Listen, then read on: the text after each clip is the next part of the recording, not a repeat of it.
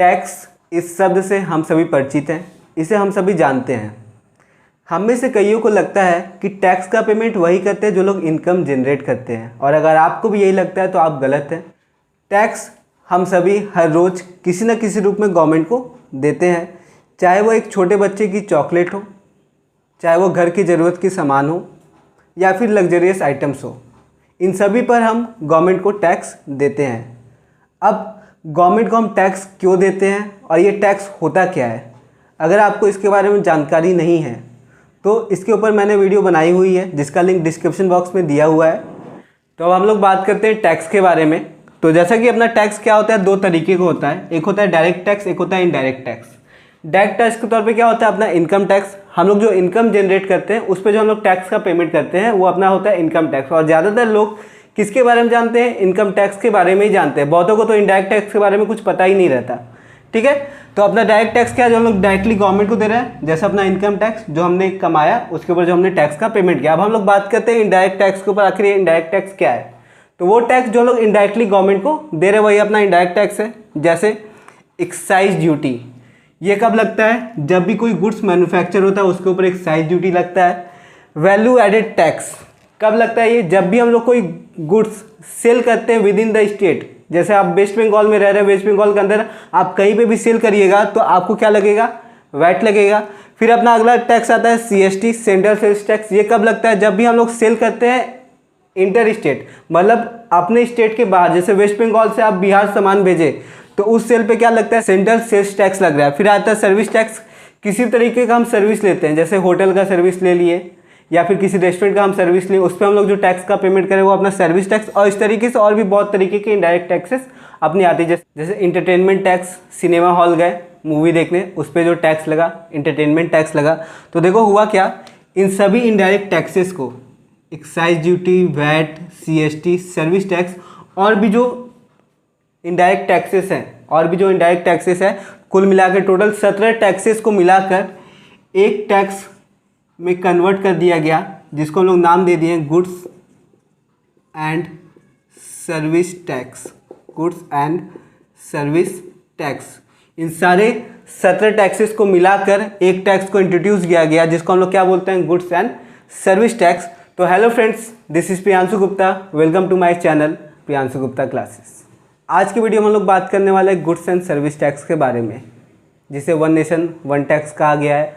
आखिर इसे क्यों लाया गया, इसका टैक्स स्लैब क्या है, कैसे इसमें टैक्स का पेमेंट होता है और ये कितने तरीके का होता है। तो शुरू करते हैं अपने GST के साथ। आखिर ये GST होता क्या है। जैसा कि आप सभी जानते हैं कि सारे 17 इनडायरेक्ट टैक्सेस को हटाकर GST को इंट्रोड्यूस किया गया, तो ये भी एक तरीके का इनडायरेक्ट टैक्सेस है। तो अब इसका डेफिनेशन क्या हो जाता है, GST means any tax on supply of goods और सर्विस और बोथ।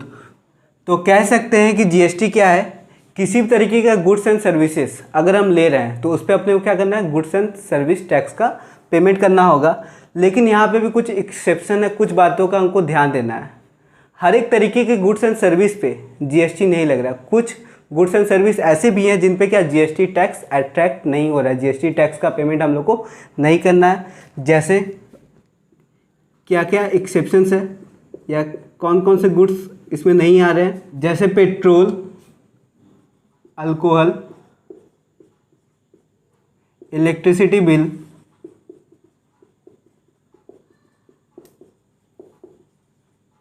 और टोबैको। ये 4 गुड्स एंड सर्विसेज हैं जिन पे क्या GST नहीं लगता है। तो अब हम बात करते हैं GST को क्यों लाया गया, GST को क्यों इंट्रोड्यूस किया गया, GST क्यों लाया गया। तो उसका सबसे पहला वजह डबल टैक्सेशन या टैक्स ऑन टैक्स या कैस्केडिंग इफेक्ट या मल्टीपल टैक्स। मतलब क्या होता था, पहले का जो टैक्स स्ट्रक्चर था उसमें क्या होता था, जिस प्रोडक्ट पे एक बार टैक्स ऑलरेडी लग चुका है उस पर क्या होता था, फिर से टैक्स लगता था। जिसकी वजह से क्या होता था, एक कंज्यूमर जो एक पार्टिकुलर गुड्स परचेज करता था उसका कॉस्ट क्या होता था, बढ़ जाता था। तो आइए अब बात करते हैं कैस्केडिंग इफेक्ट के बारे में। तो जैसे एग्जांपल लिए कि एक मैन्युफैक्चरर था जिसने एक गुड्स प्रोड्यूस किया जिसको बनाने में उसका कॉस्ट पड़ गया 100 रुपीज़। ठीक है, जिस पे वो क्या करेगा, मैन्युफैक्चर करते वक्त क्या लगता है, एक्साइज ड्यूटी लगता है, तो इस पे वो ऐड करेगा 12% एक्साइज ड्यूटी। तो अब उसका उस गुड्स का कॉस्ट कितना हो जा रहा है, 112, और 112 के कॉस्टिंग का गुड्स उसने किसके पास भेजा, शॉपकीपर के पास भेजा, जिसपे अब शॉपकीपर क्या करेगा, 12.5% का वैट ऐड करेगा, टोटल 14 रुपीज़। अब वो गुड्स कितने का हो गया, 126 के कॉस्टिंग हो गया, और ये क्या होगा, 126 रुपये का सामान शॉपकीपर कस्टमर को अपना प्रॉफिट ऐड करके सेल करेगा। तो अब हम समझते हैं यहाँ पे ये कैस्केडिंग इफेक्ट कैसे आया। तो देखो ये जो अल्टीमेट फाइनल टैक्स 14 रुपये का यहाँ ऐड हो रहा है, इसका 2 पार्ट हो जाता है।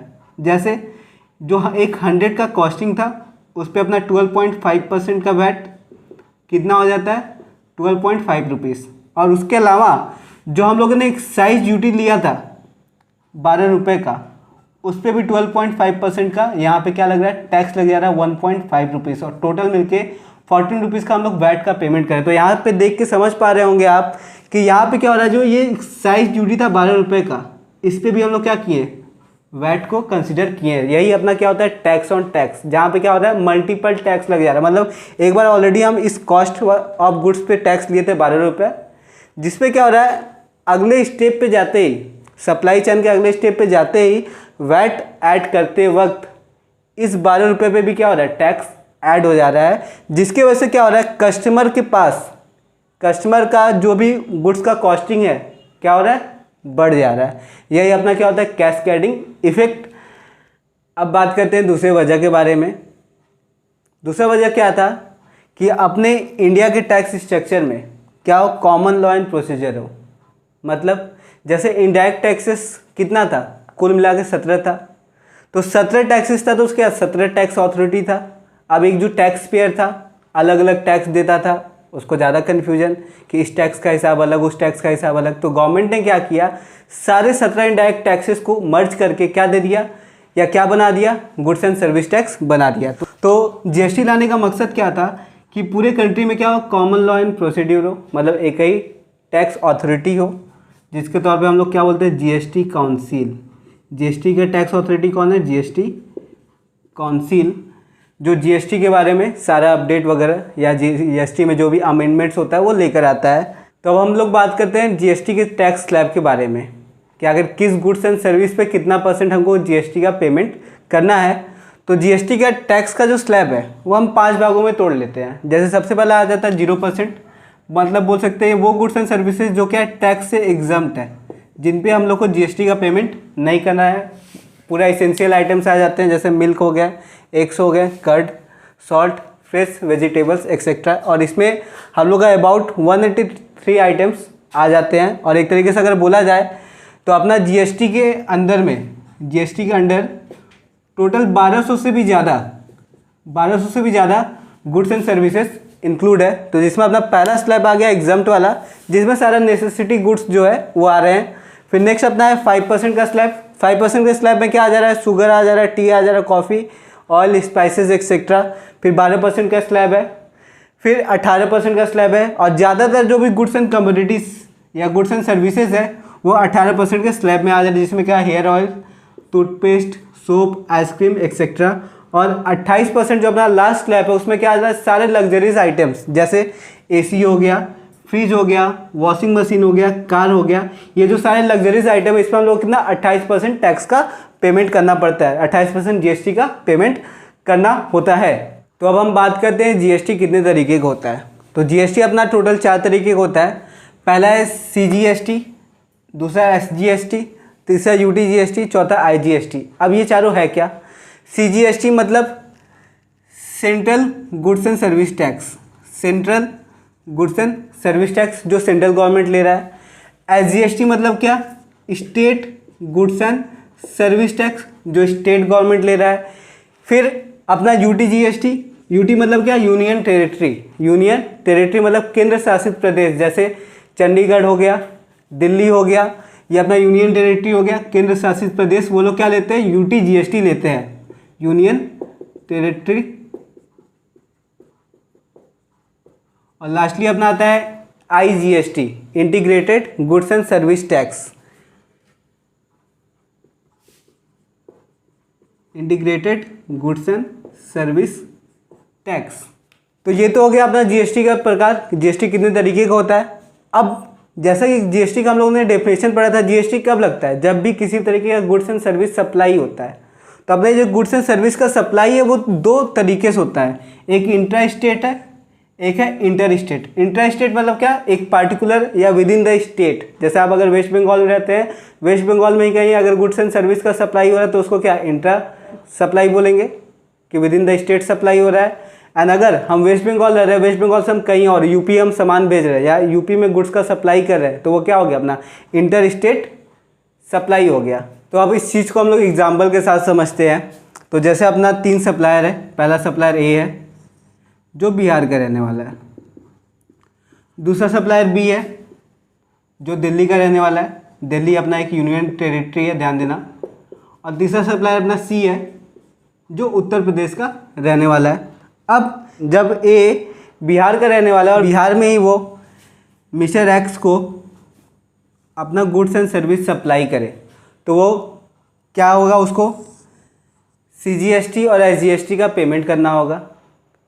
उसी तरीके से बी जो दिल्ली में रहता है, जो एक यूनियन टेरिटरी है, वो वहाँ के किसी मिस्टर वाई को गुड्स एंड सर्विस सप्लाई करेगा, तो उसको क्या देना पड़ेगा, सीजीएसटी प्लस यूटीजीएसटी देना पड़ेगा।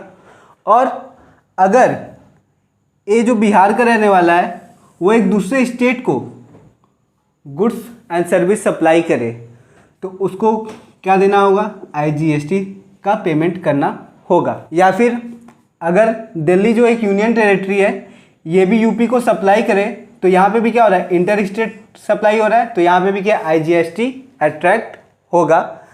आज के वीडियो में इतना ही। अपना अगला वीडियो आने वाला है इनकम टैक्स के ऊपर।